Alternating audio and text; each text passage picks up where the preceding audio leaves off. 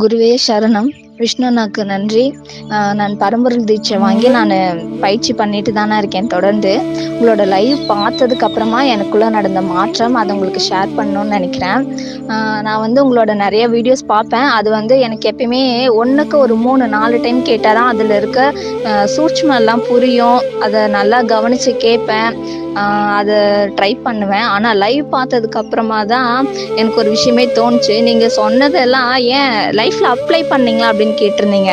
அப்போ தான் யோசித்துட்டு சரி இவ்வளோ தப்பு பண்ணிட்டேன், இனிமேல் தொடர்ந்து நான் வந்து யாருக்கும் எந்த தவறும் செய்யாமல் இந்த ஆணவம், அகங்காரம், கோபம் இல்லாமல் ஜீவகாருண்யத்தோடு இருக்கணும் அப்படின்னு சொல்லி எனக்குள்ள ஒரு எண்ணம் தோணுச்சு.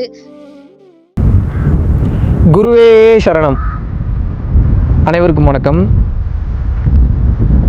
நம்ம வாழக்கூடிய இந்த வாழ்க்கையில் மனசை தனியாக உடலை தனியாக பிரிச்சிடணும். பிரிச்சிட்டிங்கன்னு வைங்களேன், உயர்ந்த கட்ட ஞானத்துக்கு தெளிவுக்கு போயிடுவீங்க. அதை எப்படி பிரிக்கிறது, அது உங்களுக்கு ஒரு டவுட் இருக்கும், அதை சொல்கிறேன், நல்லா புரிஞ்சுக்கோங்க. எப்படி அதை பிரிக்கிறதுன்றதுக்கு உண்டான ஒரு எக்ஸாம்பிள். இப்போ நீங்கள் இருக்கும்போது உங்களை கண்டபடி ஒருத்தங்க திட்டுறாங்கன்னு வச்சுக்கோங்க. தப்பு உங்கள் மேலேயே இல்லாமல் அவங்க மேலேயே இருக்கட்டும், இருந்தாலும் கண்டபடி திட்டுறாங்கன்னா 99.99% பேர் என்ன ரியாக்ட் பண்ணுவாங்கன்னா, உடனே திட்டுறது, இல்லை எதுக்கு திட்டுறேன்னு சண்டைக்கு போகிறது, இல்லை போய் அடிக்க போகிறது, கடுப்பாகிறது, இந்த அளவுக்கு தான் இங்கே நடக்கிறதுக்கு வாய்ப்பு இருக்குது. ஆனால் ஒரு ஞானம் அடைந்த ஒருவரால் எப்படி இருக்க முடியும்னு வந்து பார்த்தீங்கன்னா, அதாவது ஞானம் அடைஞ்ச ஒருத்தர் ஞானம் அடைஞ்சிருந்தாலும் போய் சண்டைக்கு போகலான்னு திட்டலாம், அது வேற. எக்ஸ்ட்ரீம் லெவல் தேவையில்லாமல் பிரச்சனை போகுதுன்னா திட்டுறது வேற. நான் என்ன சொல்றேன்னா, ஆரம்ப காலகட்டத்திலேயே அந்த பிரச்சனை பெரிய லெவலில் திட்டும் போதே நீங்க முதல்ல உங்களை சுய பரிசோதனை செஞ்சு பாத்துங்க. கண்டபடி ஒருத்தர் திட்டும் போதோ, அசிங்கமா அவமானப்படுத்தும் போதோ, உங்களை ஈகோ டச் பண்ணி பேசுற மாதிரி பேசும்போதோ இருக்கும்போதோ உங்களால அப்படியே அதை வாட்ச் பண்ணிக்கிட்டே இருக்க முடியுதான்னு பாருங்க. அதான் நான் சொல்றது. எந்தவித சங்கடமும் இன்றி, எந்தவித மனசலனமும் இன்றி, எந்தவித பிரச்சனைகளும் இன்றி, அவமானமும் இன்றி, அவன் என்னை திட்டுறான் அப்படின்ற அந்த தான்ற இருக்கிறதுனாலதான் உங்களுக்கு வலிக்குது. நீங்க அப்படியே பிராக்டிஸ் பண்ணி பாருங்க. உங்களோட ஈகோவை டச் பண்ணும்போது யாரோட ஈகோ, அது யாருக்கு இருக்கு ஈகோ, நான்ற ஒன்னே இல்லைன்ற தன்மையோட பாருங்க. அது உங்களை பாதிக்காது, தாக்காது. இதுதான் வந்து மனசை தனியா பிரிச்சு வைக்கிறது. ரமண மகரிஷி என்ன பண்ணுவாராம், சாப்பாடு போடுங்க அப்படின்னு பாரு. சாப்பாடு போடுவாங்க, சாம்பார் ஊத்துங்க பாரு, சாம்பார் ஊற்றுவாங்க, ரசம் ஊற்றுங்க பாரு, அது மேலேயே ரசம் ஊற்றுவாங்க, மோர் ஊற்றுங்க அப்படின்னு பாரு, மோர் ஊற்றுவாங்க. கூட வந்து பார்த்தீங்கன்னா வேற பொரியல் எல்லாத்தையும் ஒன்றா கலந்து இப்போ சாப்பிடுவாராம். இதை பார்க்கறதுக்கு என்ன இவர் இப்படி பண்ணுறாரு, நமக்கு ஒன்றும் புரியலையன்ற மாதிரி தான் இருக்கும். ஆனால் அதுக்கு அவர் என்ன விளக்கம் கொடுக்குறாருன்னா, எனக்கு பிடிச்ச மாதிரி ஒவ்வொரு உணவாக நான் தனித்தனியாக எடுத்து சாப்பிட ஆரம்பிச்சிட்டேன் அப்படின்னா இந்த மைண்ட் அதுக்கு பழகி போய் அதுக்கு சுகமாக வக்கனையாக அடுத்த டைம் அதே கேட்கும். அதனால இந்த மைண்டுக்கு அதுக்கு கூட நான் வலி கொடுக்க மாட்டேன்னு சொல்லி எல்லாத்தையும் மொத்தமாக போட்டு கலந்து சாப்பிடுவார். அப்போ பாருங்க, அவர் டேஸ்ட்டுக்காக சாப்பிடல, உங்களே அப்படி சாப்பிடுங்க நான் சொல்ல வரல. மனதிற்கு எந்த சூழ்நிலையிலையும் வேலை கொடுத்துடக்கூடாதுன்றதுல தெளிவா இருக்கிறார். பிரம்மமாவே நிலைத்து நின்றதுனாலதான் அவர் அப்பேற்பட்ட மகானா இருந்தார். அப்ப என்னன்னா, இந்த மனசையும் உடலையும் தனியா பிரிய தெரிஞ்சிடணும்.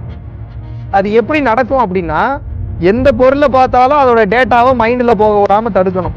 அது என்ன பொருள் அப்படின்ற டேட்டா மைண்ட்ல போக விடாம தடுக்கணும். என்ன பேசினாலும் பேசுறத அப்படியே ஜஸ்ட் ஒரு சாட்சியாளனா இருந்து பார்க்கணுமே தவிர அந்த வார்த்தைக்குள்ள போனீங்கன்னா வலிக்க ஆரம்பிச்சிடும். இதுதான் ஞான நிலை.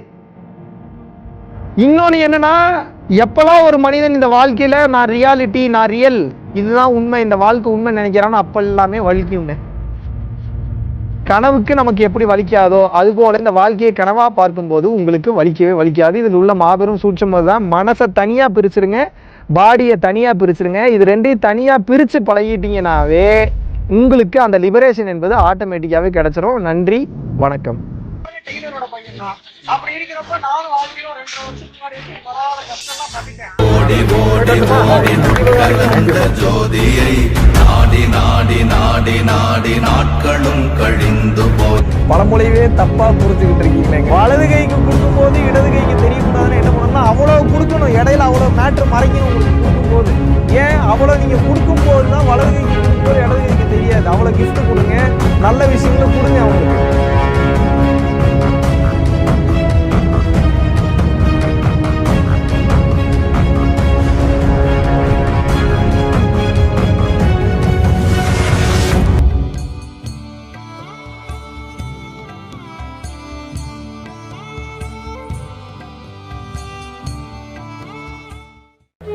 நீங்கள் எல்லாரும் ரொம்ப ஆர்வமாக வெயிட் பண்ணிட்டு இருந்த டைரக்ட் கிளாஸ் வந்து அனௌன்ஸ் பண்ணுறோம். ஏன்னா பல பேர் வந்து பார்த்தீங்கன்னா ஆன்லைன் கிளாஸு வெளிநாடுகளில் இருக்கிறவங்க, வீட்டிலேயே இருந்துட்டு வெளியில் வர முடியாமல் இருக்கக்கூடிய ஹோம் மேக்கர்ஸ் நிறைய பேருக்கு வந்து ஆன்லைன் கிளாஸ் வந்து கொடுத்துட்ருந்தோம். டைரக்ட் கிளாஸ் எடுக்கலாம் அப்படின்னு நீங்கள் எல்லாம் கேட்டுக்கொண்டதற்கு இணங்க நம்ம பரம்பொருள் ஃபவுண்டேஷனுடைய டீம் இணைந்து என்ன டிஸ்கஷன் பண்ணி என்ன முடிவு எடுத்திருக்கோம் அப்படின்னா, வர்ற ஆகஸ்ட் 21, 22 சனி மற்றும் ஞாயிற்றுக்கிழமை கொடைக்கானலில் வந்து டைரக்ட் கிளாஸ் கண்டக்ட் பண்ணுறோம். ஸோ ரொம்ப லிமிட்டட் சீட்ஸ் மட்டும்தான் இருக்குது. வர 21, 22 கொடைக்கானலில் ஒரு அற்புதமான ஒரு சூழ்நிலையில், ஒரு ரம்மியமான சூழ்நிலையில், ஒரு அற்புதமான ஒரு வேற லெவல் ஒரு லொக்கேஷனில் உங்கள் எல்லாரையும் சந்திக்கிறேன். நன்றி, வணக்கம்.